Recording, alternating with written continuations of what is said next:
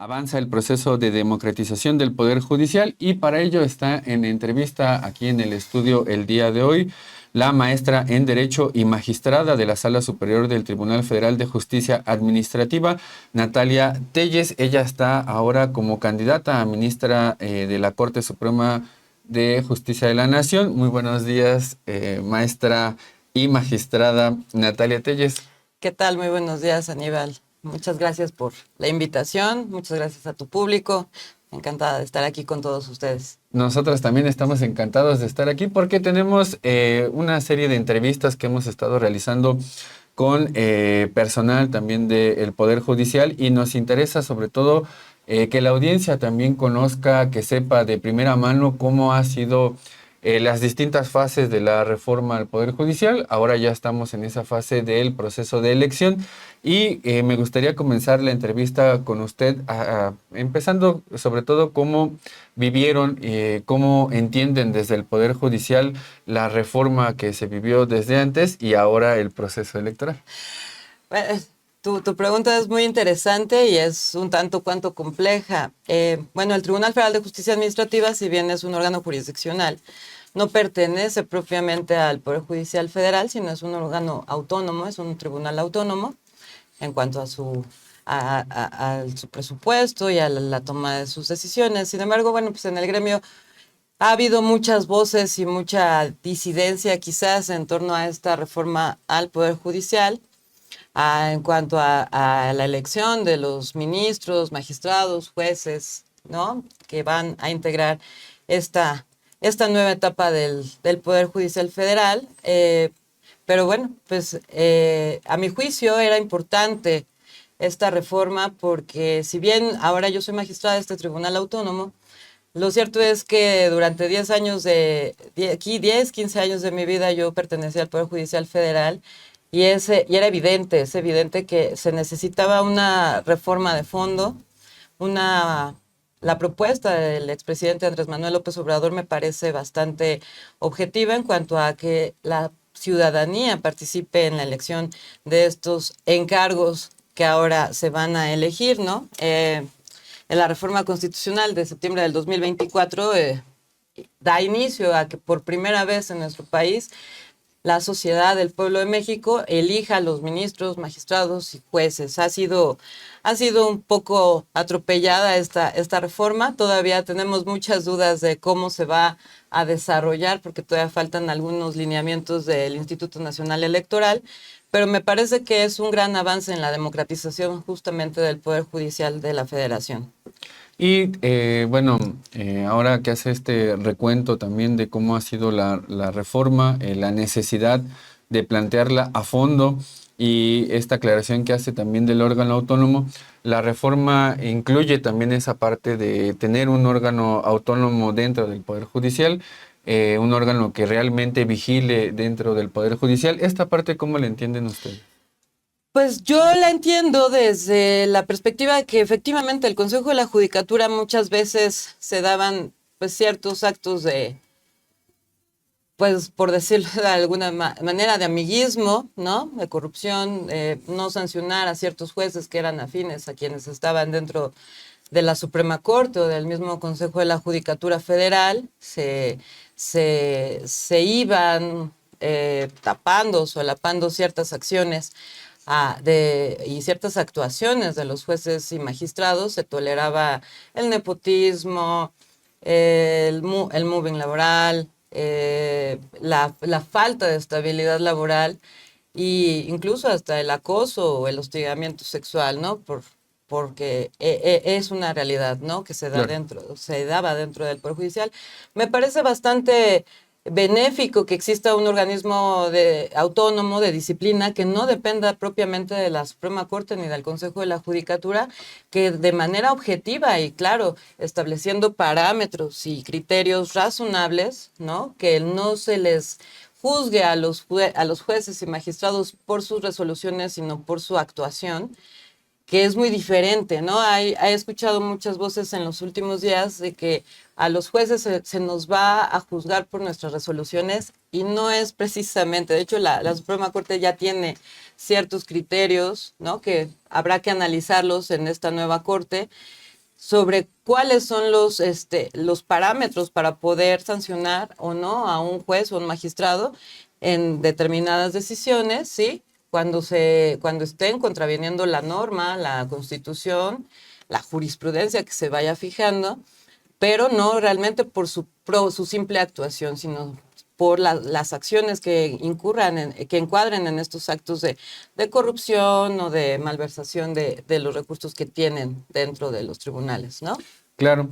Y el día de ayer también aquí en el programa de Contralínea, mi compañera Nancy Flores entrevistó al magistrado Felipe de la Mata y hablaban en la entrevista ayer sobre la relevancia que tiene también este proceso de democratización de uno de los tres poderes que no era el que se elegía por la vía del voto, el poder legislativo y el poder ejecutivo sí. Este proceso de democratización, decía ayer Felipe de la Mata, es un proceso histórico. Y usted ahora que está participando, preguntarle cómo ha sido su experiencia ahora en este proceso democrático del Poder Judicial.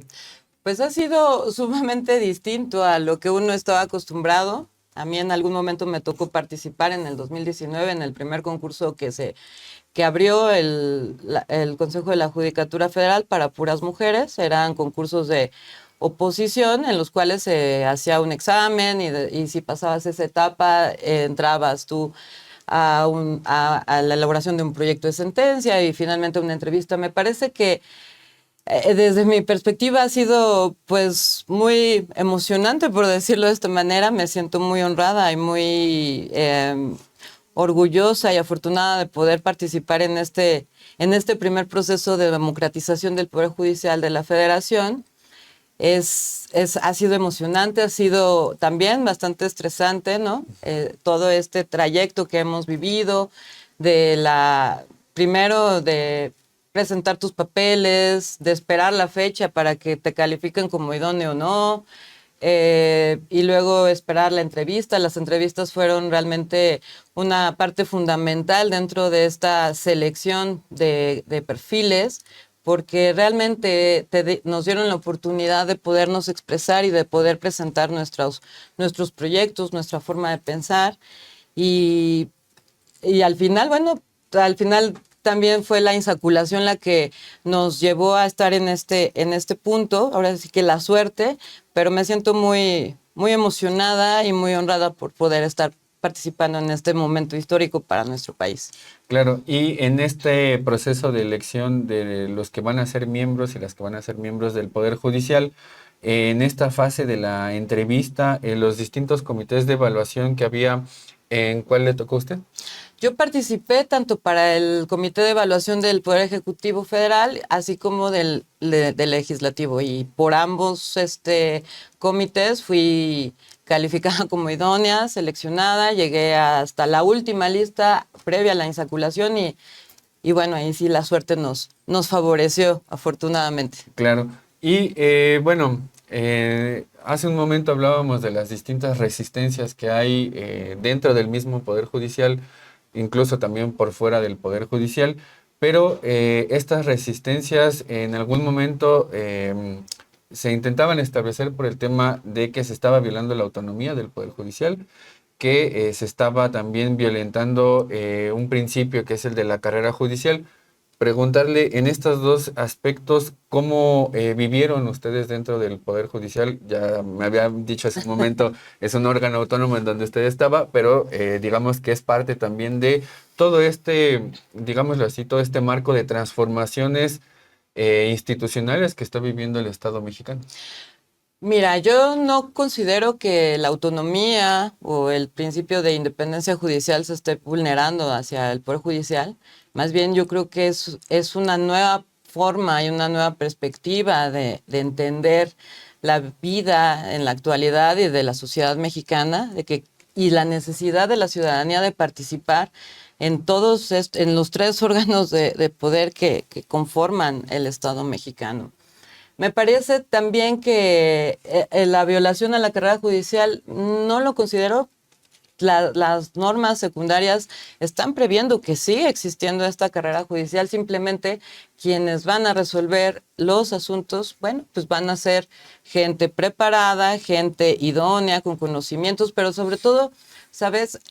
Que tenga la sensibilidad de no ver los asuntos como meros expedientes, que yo lo platicaba con amigos de muchos años del Poder Judicial Federal, y les decía, es que desafortunadamente nosotros como secretarios proyectistas, como actuarios, como oficiales jurisdiccionales, incluso ya como juzgadores, en un momento nos desapegamos de esa realidad, de la realidad social, y solamente decidíamos o pretendíamos decidir conforme al derecho positivo y qué es lo que la ley dice, y sin tener este tipo de análisis y de sensibilidad para poder realmente impartir una verdadera justicia a nuestro pueblo mexicano. Las resistencias se han dado, pero sobre todo yo también considero que esas resistencias se han ido manifestando en virtud de la falta de conocimiento de qué va la reforma, cuál es el objetivo, y esa mala información que a muchos se les ha dejado llevar por los medios de comunicación masivos,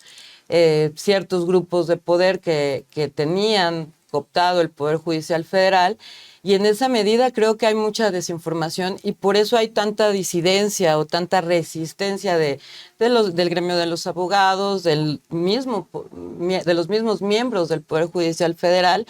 Pero yo creo que estamos en un momento en el que tenemos esa oportunidad como juzgadores de poder realmente impartir justicia, de sí seguir con el derecho positivo, evidentemente, porque son las normas que nos están rigiendo, claro, pero con una nueva visión, con una visión social, con una visión de realmente impartir justicia y de dejar de ver los juicios, los procedimientos como meros expedientes o como meras estadísticas que muchas veces las mismas instituciones nos imponen, de resolver, sin siquiera pararnos a pensar que estamos resolviendo sobre el patrimonio, la libertad, la vida de las personas, y que nuestras decisiones impactan directamente en la sociedad, ¿no? Y en la vida de las personas. Claro, o sea, sería acá entonces dejar de lado esa perspectiva que había de solamente ver los expedientes, como dice, y hacer más humana la justicia y la impartición de justicia. Así es. Y en ese punto,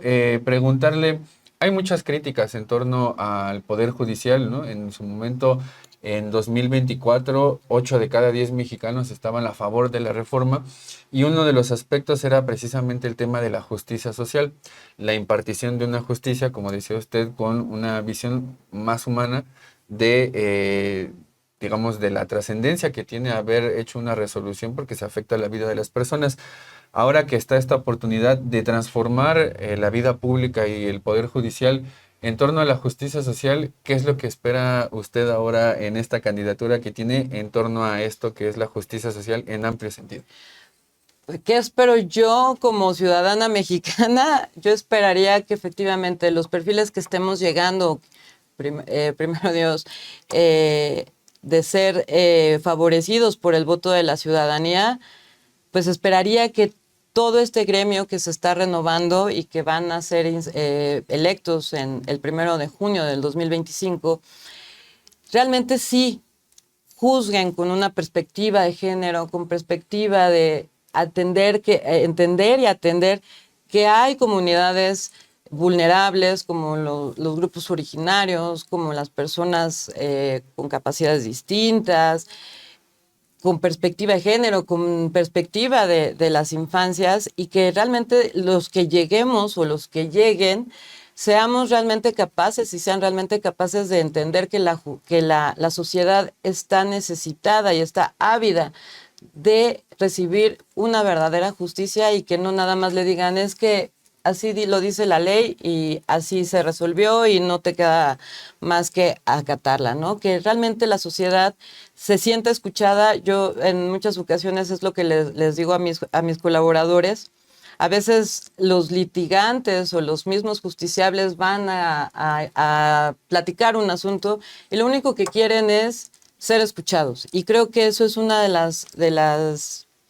los beneficios que va a traer esta reforma judicial, esta democratización del Poder Judicial, el que la sociedad, el que los justiciables realmente se sientan escuchados y se sientan realmente que están se les está impartiendo una verdadera justicia, se tenga o no tenga razón, porque bueno, a veces el juzgador es el malo, ¿no? Porque tiene que dirimir esta controversia, este problema que se presenta entre dos partes, pero bueno, pues tratar de ser lo más justos y lo más salomónicos que pueda resultar en la medida en la que también las normas y la Constitución nos lo permitan, ¿no?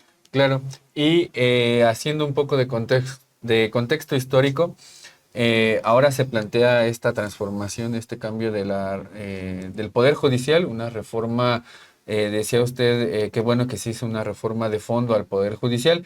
Sin embargo, en los años anteriores, por lo menos desde el 2007, 2008 en adelante, han habido transformaciones importantes en el sistema de los juicios que se hacen en México, ¿no? O sea, transitamos de una forma inquisitorial a los orales. a los juicios orales. Esta parte me interesa porque sobre todo también decía hace un momento usted, hay mucha desinformación en torno a la reforma de ahora, pero también desde la ciudadanía a nosotros nos implicó una transformación también haber hecho este cambio hacia los juicios orales, a la parte de los juicios orales. Entonces, preguntarle ahí, ya me había dicho usted que no es parte propiamente del Poder Judicial, pero sí es experta en la materia. Y entonces también para la audiencia, para que tenga también otro tipo de opiniones, ¿cómo fue este cambio de los juicios que se había tenido antes a los juicios orales? Mira, también en ese momento, 2007, 2008, cuando se transita de la oralidad, más bien de lo escrito a la oralidad, en realidad todos los juicios en México tenían o tienen su parte de oralidad, ¿no? Y también hubo mucha desinformación. Y como en toda sociedad y como es parte, yo pienso, de la naturaleza humana, hay mucha resistencia al cambio, ¿no? Entonces, claro, justo también en el gremio de los abogados, yo en esa época estaba apenas egresando, o tenía poco de haber egresado de la carrera, se escuchaban muchas voces y no, es que no vamos a poder, y es que la oralidad no va a funcionar, y otros, no, sí, sí, sí. Se esperaba, yo creo, en algún momento que los juicios fueran como los juicios que vemos en las películas americanas y las series, lo cual no ha sido así. Me parece que es benéfico porque en los procesos, en el proceso inquisitorio, en los procesos escritos, muchas veces el juez no tiene contacto con la ciudadanía, con las partes, y las mismas cargas de trabajo, la misma inercia del trabajo impedía que el juzgador, los secretarios proyectistas, los secretarios de acuerdos pudieran tener este contacto con la gente, esta oralidad en la implementación de los juicios que ya se ha ido ampliando, no nada más a la materia penal, sino a la materia familiar, mercantil. Creo que todavía nos falta, por ejemplo, en el derecho administrativo, tener esa parte de la oralidad. Poder entender y poder escuchar de viva voz a las partes me parece algo sumamente enriquecedor como juzgador, porque también te abre otros panoramas, te da otras perspectivas y en su mayoría te hace reflexionar sobre temas que no habías tú considerado al momento de estar estudiando los expedientes, ¿no? Okay. Entonces, a mí me parece que ha sido un gran avance, que todavía nos falta seguir avanzando y seguir construyendo esta parte de la oralidad en los procedimientos. Insisto, en la materia administrativa nos hace mucha falta. Yo que estoy en la sala de responsabilidades de servidores públicos por faltas graves, todo el procedimiento es escrito.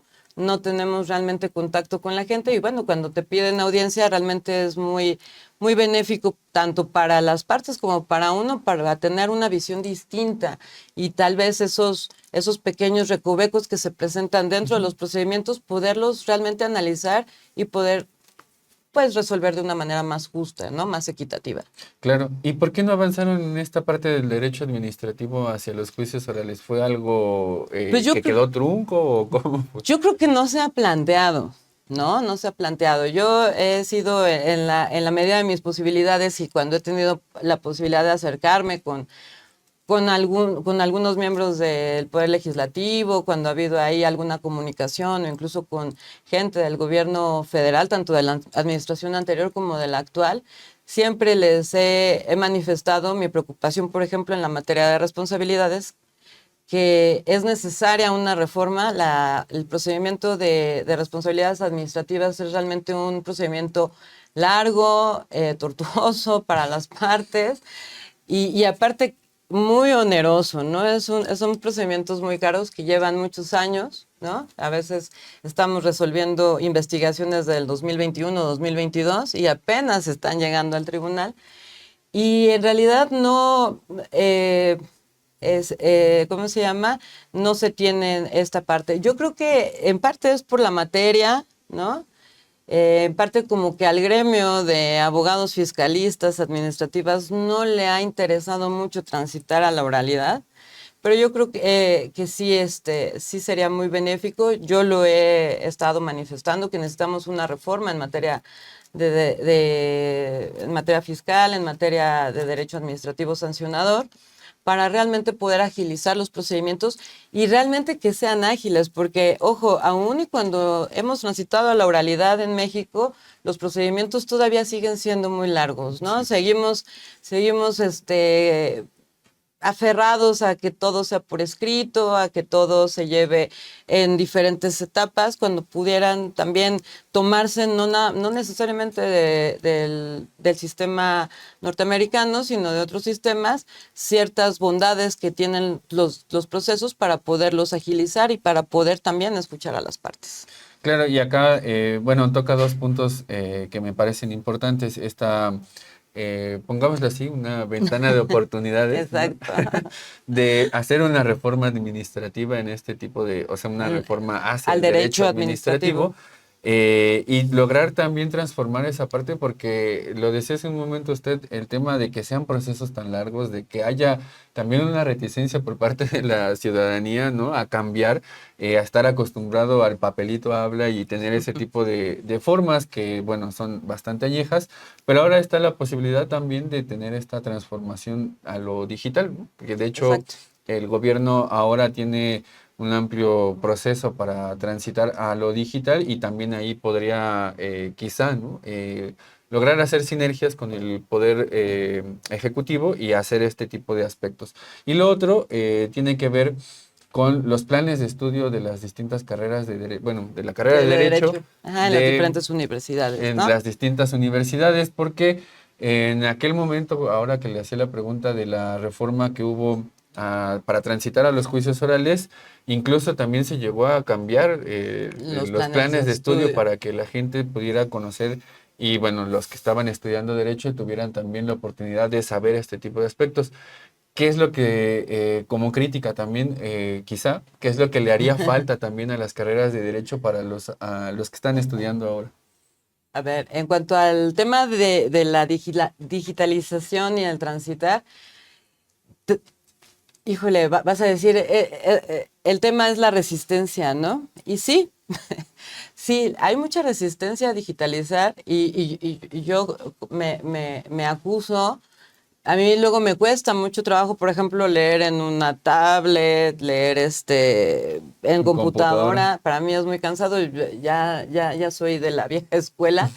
Pero imagínate mis compañeros que son, pues, generaciones más viejas que la mía, hay todavía más resistencia, ¿no?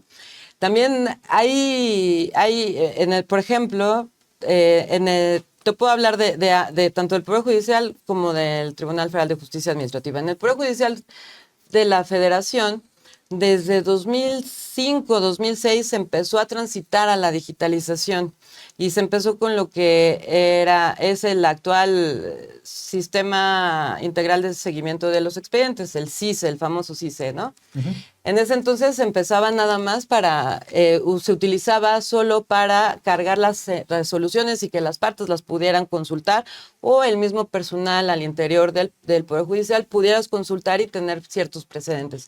Ese sistema de 2005-2006 a la fecha ha ido evolucionando de una manera impresionante, claro, con un presupuesto que tiene muy bueno el Poder Judicial Federal en ese aspecto, tanto que llegamos ya a tener expedientes electrónicos y a la posibilidad de que se puedan promover los juicios a través de demandas electrónicas y se puedan ir atendiendo los juicios de amparo en esa modalidad, ¿no? Que sigue existiendo en la modalidad en papel. ¿Qué pasa en el Tribunal Federal de Justicia Administrativa? En el Tribunal Federal de Justicia Administrativa, si bien existe un juicio en línea, lo cierto es que por presupuesto, dicen, o también por resistencia de los mismos titulares de las ponencias, no se ha podido transitar a una digitalización mayor dentro del tribunal y de los juicios en materia fiscal y administrativa. Claro. Yo, y espero que no me lo tomen a mal, cuando yo llego en 2021 a la tercera sección en materia de responsabilidades, que es una sección nueva derivada de la reforma constitucional y la creación del Sistema Nacional Anticorrupción, me encuentro con que para la materia de responsabilidades administrativas graves no teníamos un sistema, no teníamos ni siquiera una base de datos que nos pudiera ayudar para ir registrando los recursos de apelación, los juicios de origen. Y ha sido un camino largo, tortuoso, desde 2021 a la fecha. Yo hice la solicitud a la Junta de Gobierno y Administración de que se creara, que nos apoyaran para poder tener este sistema. Va caminando, pero pues nos encontramos también con un tema de presupuesto e, insisto, de resistencia del mismo personal a utilizar el sistema, porque siempre decimos, no sirve, no funciona, me causa más trabajo, en fin, ¿no? Es más fácil el papel. Sí, en Word lo hacía yo más fácil, en cambio si me meto al sistema me va a pedir 20 pasos, en fin, hay mucha resistencia. Y también creo que hay un problema, luego entre los abogados y los ingenieros, luego no nos entendemos. Entonces, a veces es complejo poder construir o crear un sistema que realmente nos pueda ayudar y abonar a transitar a esta parte de la digitalización, pero me parece que sería muy benéfico que en una colaboración dentro del Poder Ejecutivo y el Poder Judicial y con los tribunales autónomos pudiéramos transitar a esta era digital e incluso que hubiera una interconectividad entre todos los tribunales autónomos y el Poder Judicial y el Poder Ejecutivo para poder darle mayor publicidad a los criterios, a las sentencias, a los juicios, ¿no? Claro, guardando los debidos sigilos, ¿no? En cuanto a la protección de datos personales. Claro. Pero a mí me parecería fabuloso, pero bueno, también para eso se necesita presupuesto y se necesita también voluntad política de todos los actores, ¿no? Y la otra pregunta era sobre el tema de los cambios que hubo en las carreras de Derecho aquí en México. Me parece que también hay los abogados nos hemos caracterizado malamente porque no todos somos así, ser muy conservadores, ¿no? Entonces, el que te vengan a querer,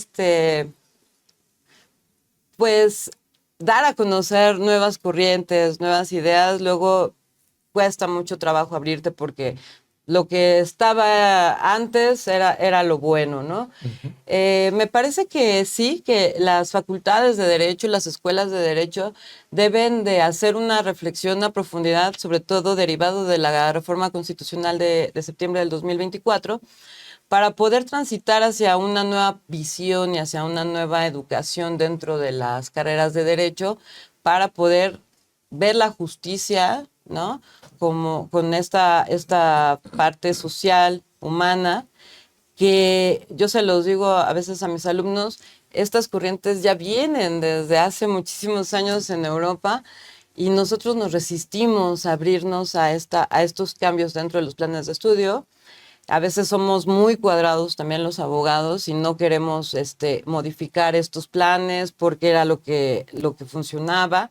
Con gran sorpresa me entero yo que en la Facultad de Derecho ya incluso materias que que en mi generación eran optativas, ahora son obligatorias y que les ayudan mucho también a los jóvenes a tener una formación distinta. Pero sí creo que las facultades y las escuelas de derecho debemos de transitar o deberían de transitar hacia esta visión más humanista de la impartición de justicia, ¿no? Es Claro. inminente. Y volviendo a esta parte del proceso de elección de los que y las que son miembros del Poder Judicial, eh, con todo lo que hemos estado platicando, ¿qué mensaje le daría a la audiencia de Contralínea y bueno, al público en general con respecto a lo que usted espera digo, de ser elegida en la Suprema Corte? ¿Qué mensaje le daría a la audiencia? Pues yo le diría a la audiencia que confíen, ¿no? En este proceso de selección de los perfiles. Se eligieron a los mejores perfiles, a gente muy capaz, muy humana, que confíen en estos comités de evaluación de los 3 órganos de poder y y que nos ayuden realmente a democratizar la justicia en México, a democratizar el Poder Judicial de la Federación, yendo a votar justamente el 1 de junio del 2025 por quienes ellos consideren que sean las personas que deben de ocupar estos encargos, pero que vayan y voten, ¿no? Es una parte fundamental y creo que es algo en lo que se ha caminado y se ha avanzado mucho desde el 2018, esta parte de acercar a la ciudadanía en la toma de decisiones de la vida pública, política y ahora en materia judicial del pueblo mexicano. Claro, algo que usted crea o que considere que hayamos dejado fuera y que sea importante decir. Pues me parece que fuiste muy amplio en la entrevista, te lo agradezco. Yo realmente me siento muy agradecida de estar aquí en este espacio, de poder compartir contigo, Aníbal, y con tu audiencia, y pues nada más agradecer la oportunidad y de que la gente nos empiece a conocer y que tengan confianza en que quienes lleguemos vamos a hacer el mejor de nuestros papeles y no los vamos a defraudar, ¿no? Claro. Y bueno, eso también es importante porque lo decíamos en otras ocasiones, también es un proceso histórico, es un proceso relevante. Muy pocos países llegan a tener una elección de los miembros del Poder Judicial. En el caso de América Latina, Bolivia es el único que lo tiene, pero digamos que México ha estado a la vanguardia en distintas épocas históricas de las transformaciones de la vida pública nacional.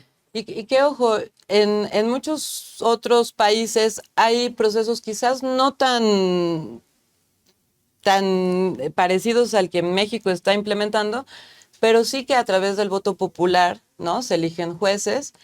Había un discurso dentro del Poder Judicial y del gremio de abogados cuando el expresidente Andrés Manuel López Obrador planteó esta reforma y que inició que solamente los ministros, ¿no? O los magistrados del Tribunal de Disciplina fueran electos por el voto popular. Decían, es que los jueces necesitamos ser de carrera.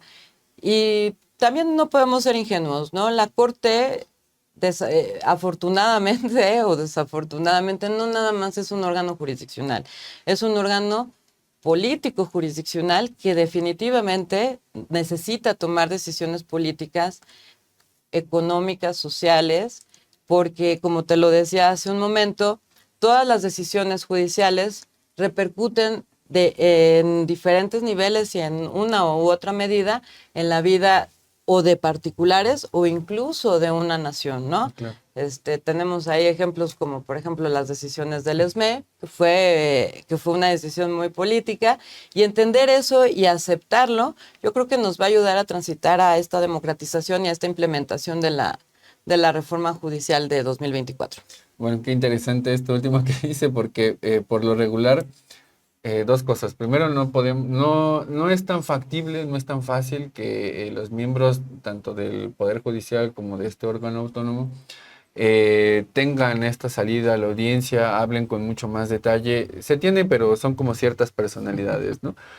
Ahora tener la posibilidad de hablar y de conversar con más gente experta que está en las instituciones es algo bastante bueno. Y lo segundo, haber escuchado esto último que dice usted sobre la parte de las decisiones políticas que tiene la Suprema Corte de Justicia, es algo que no se suele escuchar, porque por lo regular se suele quitar esa partecita de lo político y decir, bueno, no somos un poder Nos- político, somos autónomos de los poderes políticos, incluso de los partidos políticos, pero que se diga así tan claro como lo acaba de decir, ¿no? O sea, son decisiones políticas, son decisiones sociales, económicas también, que tienen esta implicación, me parece que también es algo novedoso, al menos para mí, porque tenemos otra idea también de la gente que está en el Poder Judicial, ¿no? Sí, esta parte de casi casi darnos golpes de pecho porque nosotros solo somos abogados y resolvemos,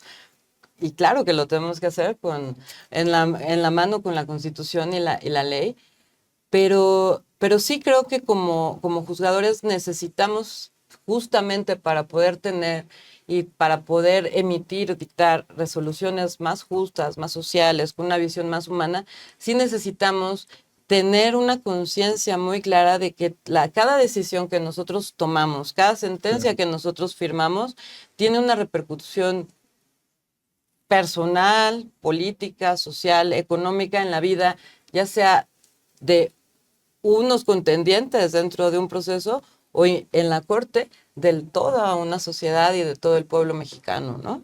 Claro.